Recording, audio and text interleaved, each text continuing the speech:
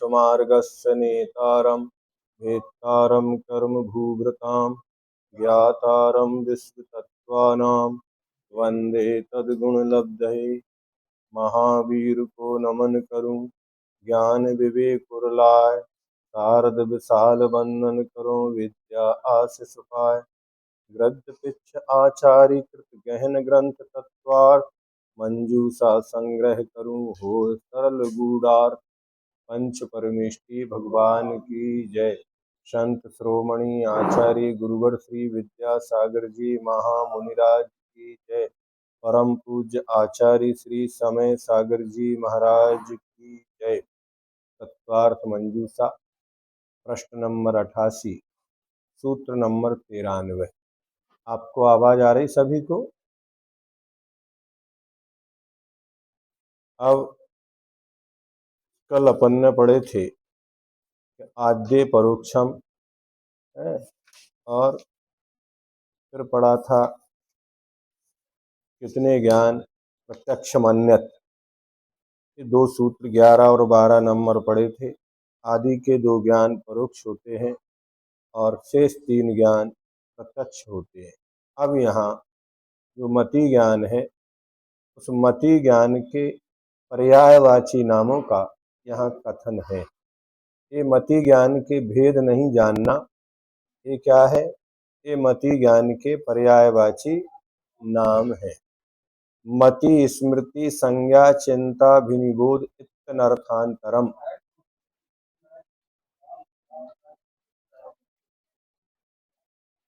मति स्मृति संज्ञा चिंता विनिबोध इत्यनर्थांतरम।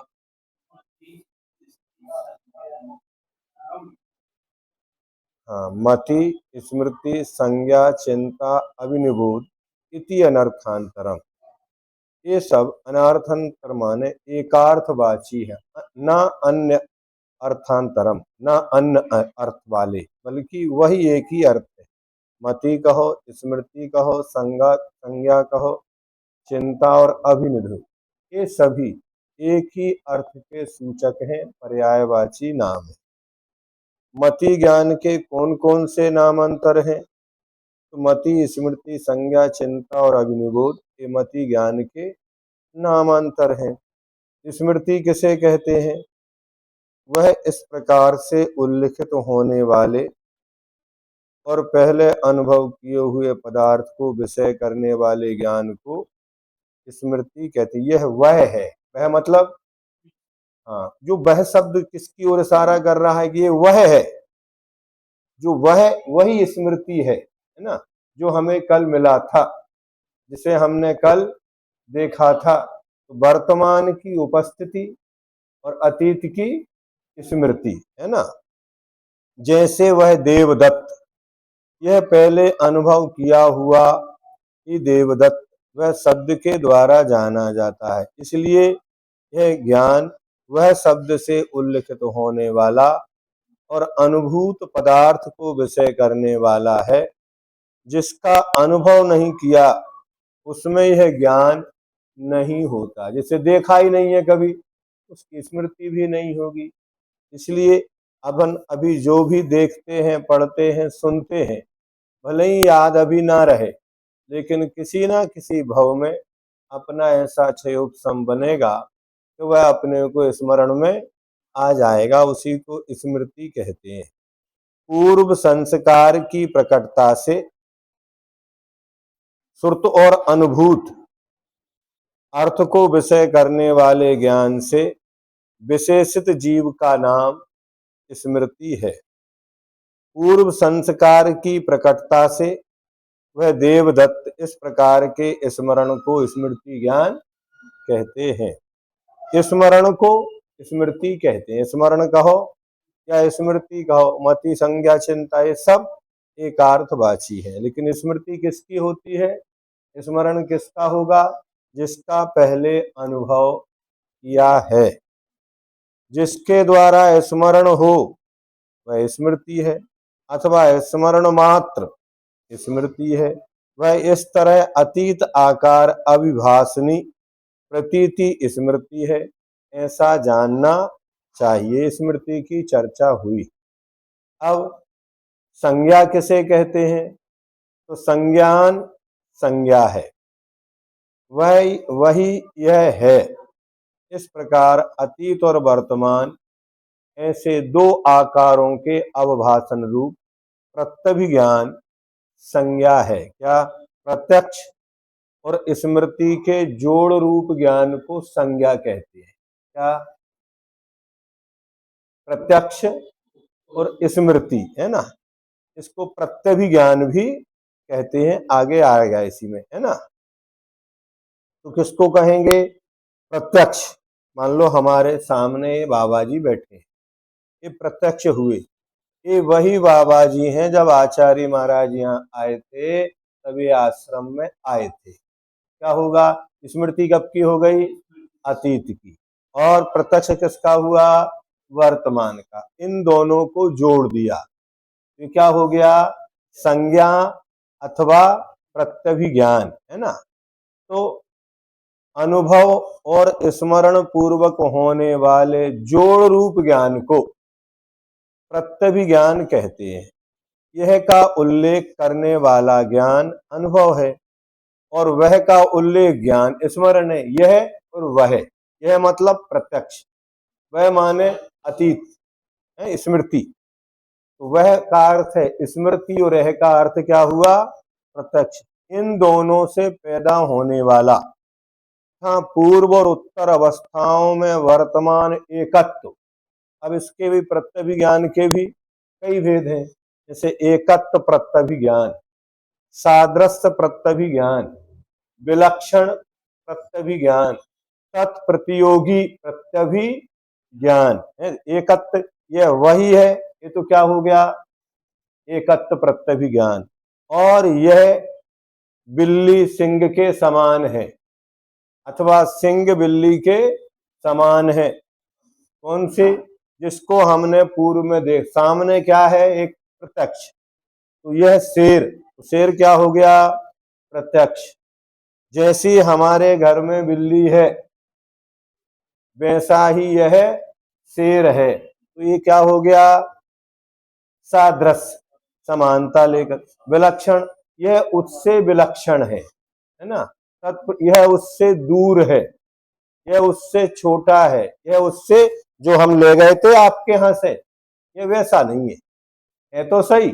जो घट हम ले गए थे वो घट तो सोने का था और ये घट तो आप चांदी का दे रहे। घट तो है, पहले ले गए थे वो स्मृति, वर्तमान में दे रहे वो प्रत्यक्ष। लेकिन उसकी आकृति, चांदी सोना आदि आदि जो भेद करेंगे वे विलक्षण। आदि को विषय करने वाला जो जोड़ रूप ज्ञान होता है वह प्रत्यभिज्ञान है। प्रत्यक्ष और स्मरण की सहायता से जो जोड़ रूप ज्ञान है वह प्रत्यभिज्ञान है। जिस शब्द समूह के द्वारा अर्थ का प्रतिपादन किया जाता है उसे संज्ञा कहते हैं। यह वही है। इस प्रकार का जो ज्ञान है उसका नाम संज्ञा है। अरे ये तो वही प्रदीप है जो कल हमें बाजार में मिला था। तो क्या हो गया? ये संज्ञान आ गया। यह प्रत्यभिज्ञान का पर्याय नाम है। प्रत्यभिज्ञान में जोड़ रूप ज्ञान का संबंध भूत के साथ तो होता है,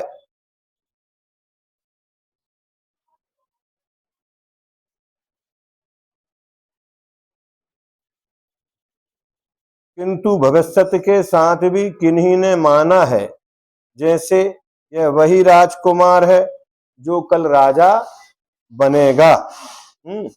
ऐसा भी कोई नए के द्वारा कहते हैं कि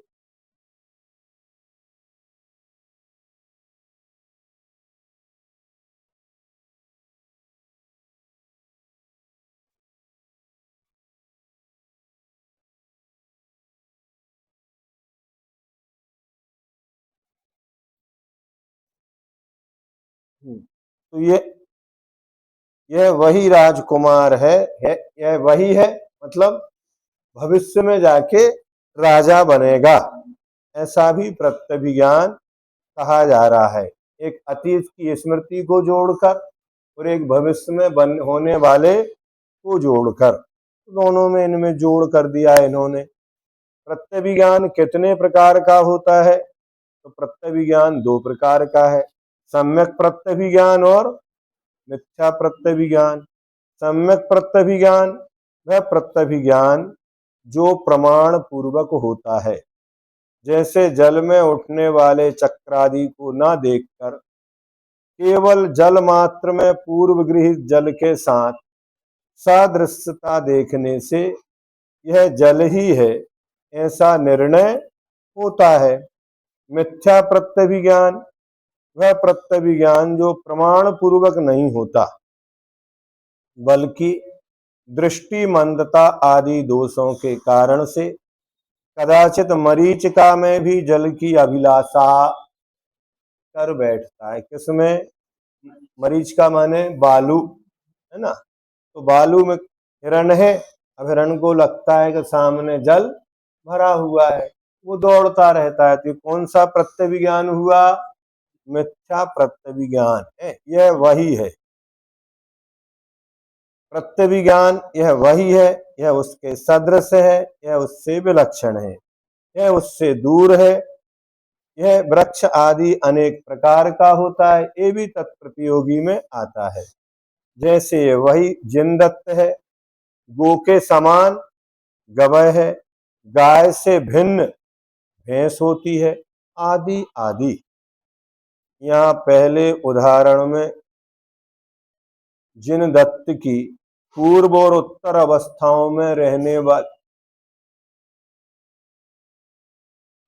गवय एक रोज होता है, जंगली गाय जो होती है ना, उसे गवय कहते हैं, रोज से कहा जाता है ना। रोजरा, है ना। रोज माने होता है जो नील गाय। अच्छा, रो नहीं, रोज नील गाय रखने का रोज एक उससे भी अलग होता है। हाँ हाँ, जंगल में जो फसल वगैरह चरती है ना, किसान भगाते हैं, उसको रोजरा बोलते हैं। नहीं, रोज, उसी को गवय कहते हैं। ठीक है, तो है गाय के सदृशी, लेकिन जैसी पालतू गाय होती है वैसी नहीं होती। तो दूसरे पहले उदाहरण में ये हो गया। दूसरे उदाहरण में पहले अनुभव की हुई गाय को लेकर गवय में रहने वाली सदृशता प्रत्यभिज्ञान का विषय है। इस ज्ञान को सादृश्य प्रत्यभिज्ञान कहते हैं। तीसरे दृष्टांत में पहले अनुभव की हुई गाय को लेकर भैंस में रहने वाली भी सदृशता प्रत्यभिज्ञान का विषय है। इस तरह का ज्ञान वही सादृश्य प्रत्यभिज्ञान कहलाता है। इसी प्रकार और भी प्रत्यभिज्ञान के भेद अपने अनुभव से स्वयं विचार कर लेना चाहिए। जैसे किसी नगर को पहले गए हो तो कहा कि यह देवास यहां से इतने किलोमीटर है, लेकिन देवास तो इतने किलोमीटर था, लेकिन आगे आने वाला जो उज्जैन है वह इससे दूर है। यहां से अगर देवास जाएंगे तो इतने किलोमीटर, तो यह तत्प्रतियोगी कहलाता है। यह प्रदेश उस प्रदेश से दूर है। इस प्रकार का ज्ञान तत्प्रतियोगी प्रत्यभिज्ञान कहलाता है। यह वही वृक्ष है जिसके बारे में हमने सुना था, इत्यादि अनेक प्रकार का प्रत्यभिज्ञान होता है। ये प्रत्यभिज्ञान का वर्णन क्यों किया? क्योंकि यहाँ जो मति ज्ञान के 5 पर्यायवाची नाम कहे, उनमें संज्ञा मति ज्ञान का पर्यायवाची है, उसका भी पर्यायवाची क्या है? प्रत्यभिज्ञान, है ना। तो उसका वर्णन हो गया, तो प्रत्यभिज्ञान हुआ। अब अनुभव और स्मरण में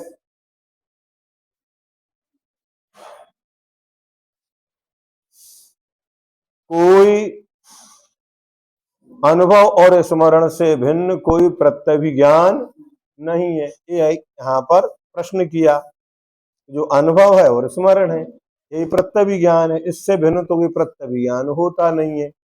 यह कहना ठीक नहीं है, क्योंकि अनुभव तो वर्तमान कालीन पर्याय को ही विषय करता है और स्मरण भूतकालीन पर्याय का ही द्योतन करता है। इसलिए दोनों अतीत और वर्तमान पर्यायों में रहने वाली एकता, सादृश्यता आदि को कैसे विषय कर सकता है? क्या अनुभव जब भी होगा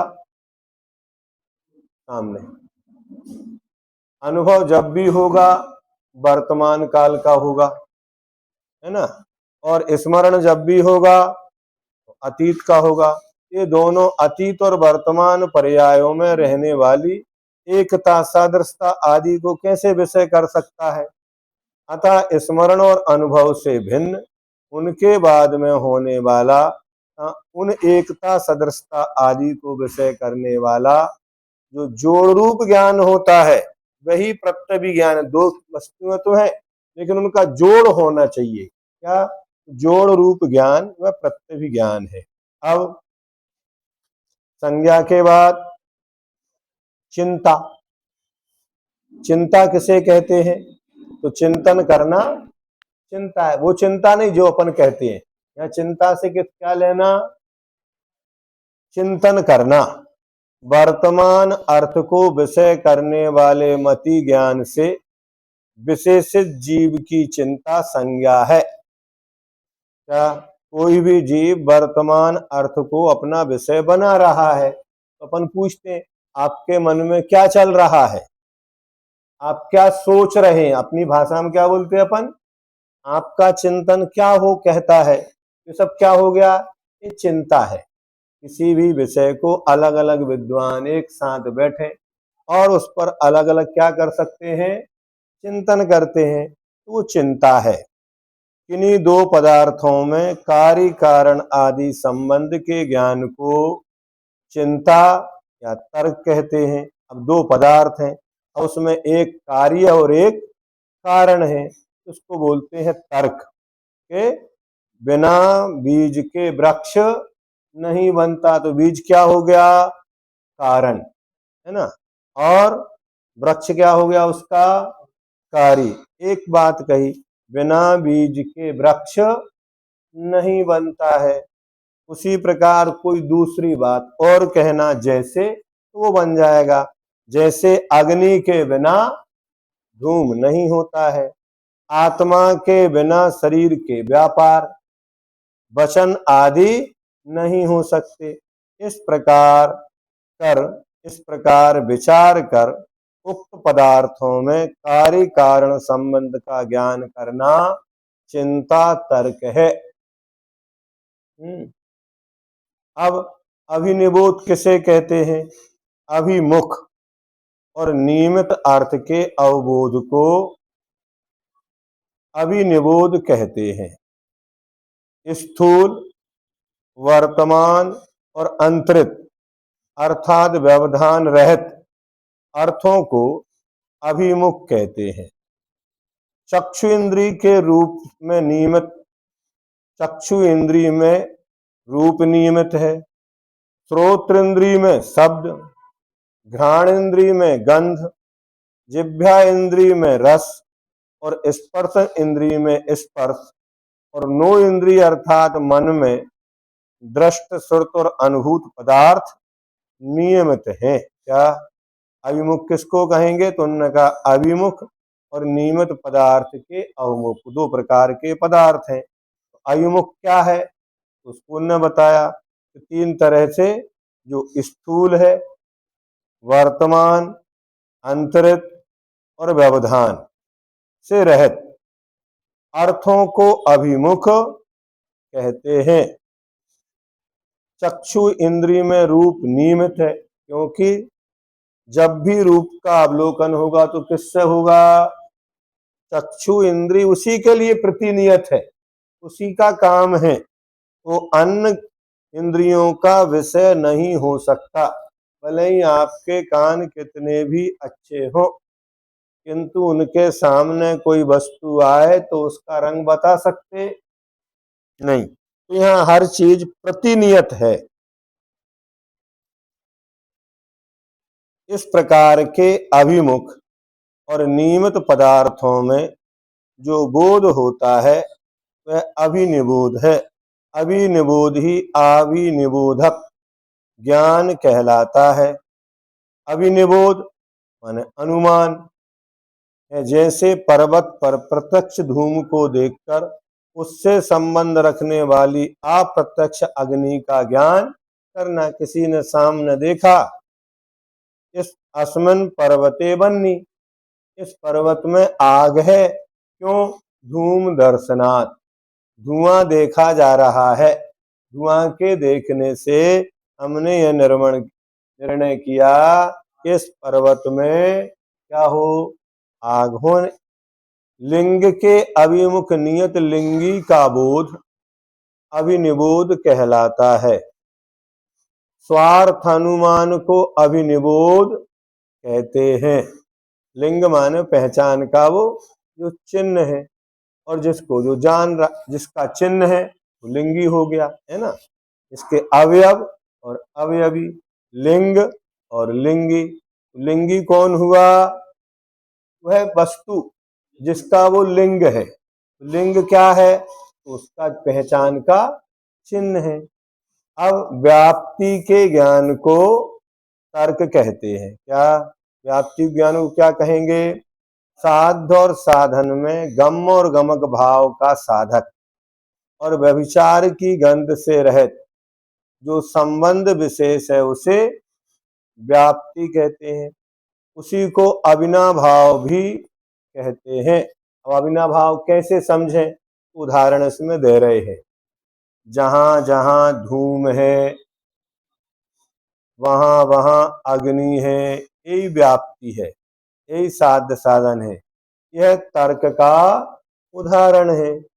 यहाँ धूम के होने पर अनेक बार अग्नि की उपलब्धि या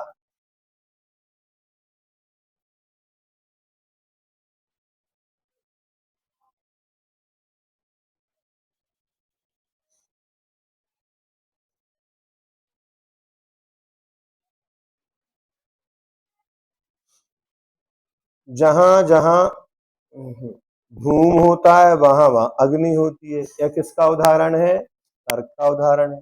यहाँ धूम के होने पर अनेक बार अग्नि की उपलब्धि और अग्नि के अभाव में धूम की अनुपलब्धि पाए जाने पर सब जगह और सब काल में धुआं अग्नि का व्यभिचारी नहीं है।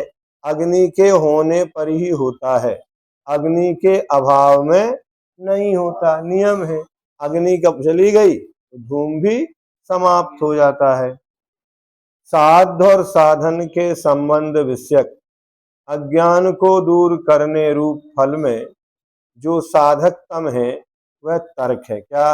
एक साध्य है जिसको हम प्राप्त करना चाहते हैं। साधन वे होते हैं जिनके द्वारा हम प्राप्त करना चाहते हैं। जैसे हमें यहाँ से भोपाल जाना है, तो भोपाल जाना क्या हो गया? साध। अब वो पूछता जाना तो है, लेकिन आप कौन से साधन से जाएंगे? ऐसे ही बोलते ना, आपके पास साधन क्या है? कोई कहता मेरे पास गाड़ी है, कोई कहता ट्रेन है, कोई कुछ और कहेगा। तो साध्य के द्वारा साधन के जानना, साध्य और साधन के संबंध विषयक साधन से साध्य का ज्ञान होने को क्या कहते? अनुमान कहते हैं। साधन धूमादि लिंग से साध्य अग्नि आदिक लिंगी में जो ज्ञान होता है वह अनुमान ज्ञान है, क्योंकि वह साध्य ज्ञान ही अग्नि आदि के अज्ञान को दूर करता है। अन्यथा अनुपपत्ति, अन्यथा अनुपपत्ति लक्षण साधन और शक, कितनी चीजें हो गई? लक्षण, साधन और शक अभिप्रेत और अप्रसिद्ध साध्य कहा गया है। साध्य कैसा हो? जिसकी अन्यथा अनुपत्ति हो, लक्षण हो, साधन और साध्य हो, अभिप्रेत और अप्रसिद्ध साध कहा गया। एक वचन शब्द कठिन से लगते हैं, लेकिन धीरे धीरे जब शब्दकोश बढ़ाते जाएंगे तो यही शब्द क्या हो जाएंगे, सरल हो जाएंगे, है ना। ये अपना सौभाग्य है इतने इतने बड़े ग्रंथ के ऐसे शब्दों को, क्योंकि आज तक हमने जो शब्द सुने हैं वे जिनकी चर्चा की है, आचार्य कुंद कुंद स्वामी कहते सुध परिचिदान भूदा सब वश्य भी काम भोग बंद कहा, ए शुभलभो शुभलंभो नवरि न सुलभो बेहद तस्य। क्या सुरत परिचिदान भूदा, सुनने में आई, परिचय में आई, अनुभव में भी आई। क्या काम भोग बंध कथा, जो काम की भोग की और बंध की जो कथा है वह तो इस जीव ने अनेकों बार सुनी और समझी, किंतु एकत्व विभक्त जो आत्मा की कथा है, चर्चा है, ये सब अगर अपन दूर दृष्टि से विचार करेंगे तो अपन तत्वार्थ मंजूषा नहीं पढ़ रहे, अपन अपने आप को पढ़ रहे हैं। ये सब घटनाएं अपने अंदर हैं। क्या ये सब ज्ञान के भंग कहाँ है, ये हमारे अंदर है। हमें अपने को ही जानना है इस चर्चा के द्वारा, नहीं समझे। तो ये किससे किसका साधन है, कौन साध्य है, आपका साध्य क्या है और आपके पास साधन क्या है। अगर साध्य अच्छा ना हो तो साध्य की सिद्धि, साध्य तो हो लेकिन साधन अच्छे ना हो तो फिर साध्य की सिद्धि नहीं हो सकती। जैसे आग को पीकर प्यास बुझाई जा सकती है क्या, प्यास जब भी बुझेगी जल के पान करने से ही बुझती है। तो ऐसे ही अपने को प्रत्येक वस्तु में साध्य साधन व्यवस्था लगाना। सूत्र में दिए गए इति शब्द का क्या अर्थ है, तो सूत्र में दिए गए इति शब्द से प्रतिभा, बुद्धि, मेधा आदि को ग्रहण करना चाहिए। मेधा दिन या रात्रि में, प्रतिभा किसे कहते हैं, तो दिन या रात्रि में कारण के बिना ही जो प्रकार स्वतः प्रतिभास हो जाता है वह प्रतिभा है। क्या, चाहे दिन हो और चाहे रात हो, कोई कारण हो या ना हो, बिना कारण के ही स्वतः प्रतिभास हो जाता है, वह क्या है, प्रतिभा। अपने आप लोगों को दिखता है, अरे ये तो होनहार योग्य व्यक्ति है। जैसे प्रातः मुझे इष्ट वस्तु की प्राप्ति होगी या कल मेरा कोई कष्ट आएगा, ऐसा प्रतिभास लोगों को पहले से हो जाता है स्वतः। क्या होता है, कई बार अरे आज हमें ऐसा लग रहा है, आज मन अच्छा नहीं हो रहा है, आज हमारी एक आंख फड़क रही है, ऐसा लोग चर्चा करते हैं। तो पूर्व से ही कई जीवों को भविष्य में होने वाली घटनाओं का भी क्या हो जाता है, ज्ञान हो जाता है। किससे होता है, तो साधन से साध्य का ज्ञान होता है। अगर गर्मी का समय हो और एक तरफ से कोई ठंडी हवा आने लगे तो लोग क्या कहते हैं, देखो कहीं ना कहीं पानी बरस गया। अब कौन सा साधन था आपके पास है जानने के लिए कि पानी बरस गया, उसने देखा कि ठंडी हवा जो आ रही है वह तभी आती है जब कहीं पानी बरसता है। अर्थ बुद्धि किसे कहते, अर्थ ग्रहण करने की शक्ति को। अपन बुद्धिमान नहीं है, अपन में अर्थ को ग्रहण करने की शक्ति नहीं देखी जा रही। बार बार पढ़ते हैं फिर भी याद नहीं होता। लेकिन यह बुद्धि, अर्थ ग्रहण करने की शक्ति को बुद्धि कहते हैं। पाठ ग्रहण करने की शक्ति का नाम मेधा है। जो अपन पाठ करते हैं याद हो जाए, अरे ये मेधावी छात्र है, ऐसा लिखते ना। तो जिसके पास मेधा होगी वह मेधावी होगा। बहुत दिनों तक धारणा करने वाली मनस्वियों की मति मेधा मेधा है। मतलब कोई चीज एक बार याद हो गई, फिर उसको कालांतर में बहुत समय तक नहीं भूलना। कोई कभी भी कहीं भी पूछ ले तो तत्काल उनका निर्दोष रीति से क्या दे, उत्तर दे दे, तो उसको बोलेंगे मेधा।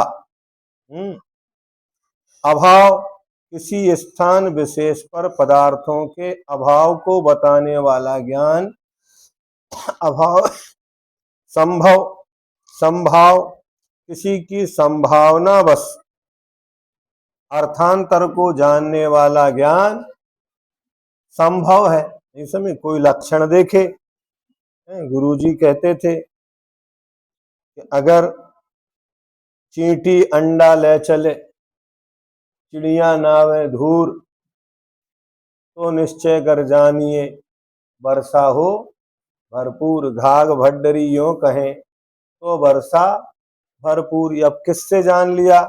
कोई चींटी अपने अंडे को लेकर अभी पानी बरसा नहीं है, लेकिन भविष्य में बरसने वाले पानी का अनुमान कैसे कर लिया? तो कहते अगर चींटियां अंडा लेकर जा रही हों तो पानी गिरेगा, अगर चिड़िया धूल में नहा रही हों तो पानी गिरेगा। पानी बरस रहा और पानी में बुलबुले उठते हैं, ऐसा मानते ना, तो पानी बरसेगा, है ना। ऐसे ही किसी व्यक्ति को एक खाज होती है क्या, तो उससे लोग पूछते बताओ पानी बरसेगा कि नहीं, वो कैसे बताता था? अचानक ही बिना कारण उसकी खुजली होने लगे तो क्या होगा? पानी तो भविष्य की घटनाओं को ये संभावना है। अर्थांतर को जानने वाला ज्ञान संभव है। उपमान, आप्त वाक्यार्थ का स्मरण कर सादृश्य को या सादृश्य विच्छिन्न को जानना ये उपमान है। क्या आप भगवान ने जी जी जी जी हमने आगे आया।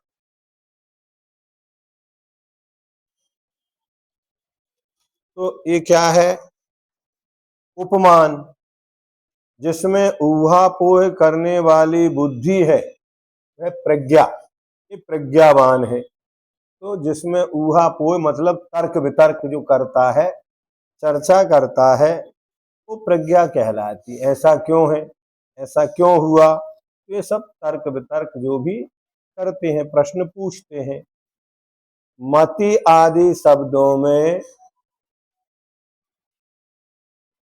अनर्थांतरत्व कैसे हो सकता है? मति ज्ञानावरण कर्म के क्षयोपशम के निमित्त से अर्थ की उपलब्धि का विषय होने से इनमें अनर्थांतर है, अथवा रूढ़ि से भी अनर्थांतर है। यद्यपि मति आदि शब्दों में अर्थभेद है, तथापि रूढ़ि बस इन शब्दों में एकार्थता है।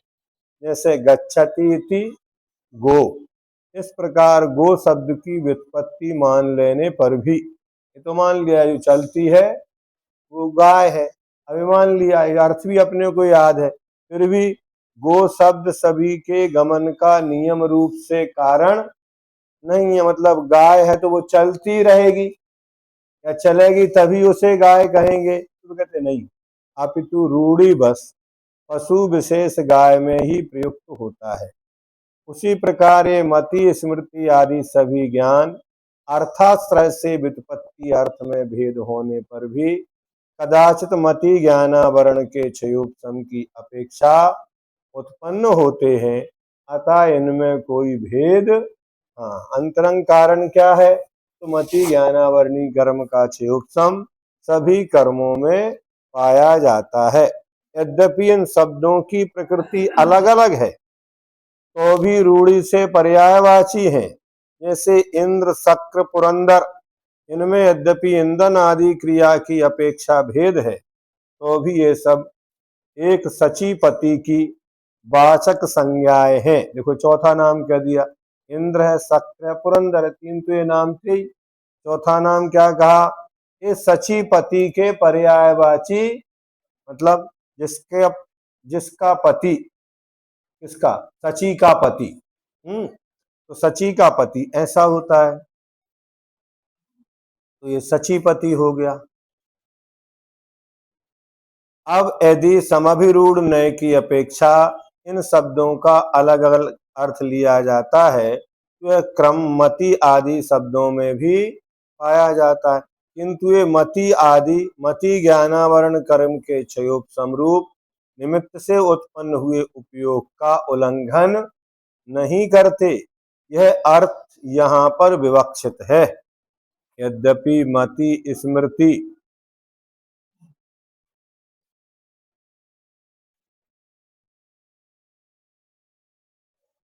यद्यपि मति स्मृति आदि में परस्पर भेद एवं कार्य कारण भाव है, फिर भी कार्य कारण के सदृश होता है। अतः ये पांचों ज्ञान मति ज्ञान के ही प्रकारांतर या पर्यायवाची नाम है। राजवार्तिक में भी देखें तीसरे अध्याय के 203 नंबर पृष्ठ पर। मति स्मृति आदि में कार्य कारण संबंध किस प्रकार है। मति स्मृति में कारण है, क्योंकि मति में ही तो अवग्रह या अवाय और धारणा होती है। स्मृति का मूल कारण धारणा है। वर्तमान प्रत्यक्ष मति और भूतकाल की स्मृति का संयोग मिलने पर संज्ञा होती है। वर्तमान की तो प्रत्यक्ष मति है और भूतकाल की स्मृति का संयोग हो गया, उनको संज्ञा होती है। इसलिए मति और स्मृति संज्ञा ज्ञान में कारण है और संज्ञा ज्ञान कार्य है। मति स्मृति और संज्ञा इन तीनों के संयोग से क्या होती है, चिंता होती है। फिर मति भी चाहिए, स्मृति भी चाहिए और संज्ञा भी चाहिए है, तो चिंता होती है। भूतकालीन धूम का स्मरण, वर्तमान धूम का दर्शन और भूतकालीन धूम के साथ वर्तमान कालीन धूम की सदृशता दृष्टि गोचर होने पर ही चिंता ज्ञान उत्पन्न होता है और तर्क के बल पर अनुमान ज्ञान की सिद्धि होती है। इसलिए इन पांचों ज्ञानों में परस्पर कार्य कारण संबंध है। ये प्रश्न किया था, इनमें कार्य कारण संबंध क्या है। इसमें मति स्मृति संज्ञा चिंता अभिनिबोध इत्तनर अंतरम, तो इनमें सारा स्पष्ट करके समझाया।